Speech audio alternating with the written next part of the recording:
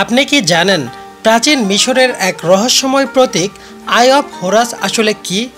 এটি ছিল একটি শক্তির, সুরক্ষার আর পুনরুজ্জীবনের প্রতীক। হোরাস ছিল মিশরের প্রাচীন আকাশের দেবতা, বাজ পাখির মতো মাথা, রাজাদের রক্ষক। এক কাহিনীতে বলা হয়, শ্বেত দেবতার সঙ্গে যুদ্ধে হোরাস তার এক চোখ হারায়। ঠান্ডা মাথার থোত দেবতা সেই চোখটি আবার জোড়া লাগান, আর তখনই তৈরি হয় আই অফ হোরাস। আশ্চর্যের বিষয়, এই চোখটিকে মিশরীয়রা ভাগ করেছিল 6 ভাগে। প্রতিটা ভাগ একটি ইন্দ্রিয় বোঝাতো: স্বাদ, ঘ্রাণ, দৃষ্টি, শব্দ, স্পর্শ আর চিন্তা।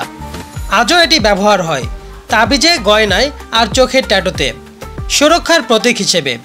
অনেকে বলে এটি প্রাচীন থার্ড আইয়ের প্রতীক, গভীর জ্ঞান ও আত্মচেতনার দরজা। আই অফ হোরাস শুধু এক চোখ না, এটা এক গভীর ইতিহাস আর আধ্যাত্মিকতার প্রতিচ্ছবি।